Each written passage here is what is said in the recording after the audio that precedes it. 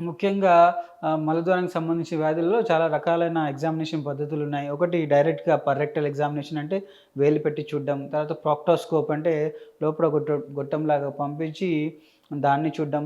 ఈ మధ్య కాలంలో ఏం జరుగుతుందంటే వీడియో రెక్టోస్కోప్ అనేది మా క్లినిక్‌లో మేము చేయడం జరుగుతుంది. వీడియో రెక్టోస్కోప్ అనేది ఇదేం చేస్తుందంటే ఇది స్కోప్ అన్నమాట.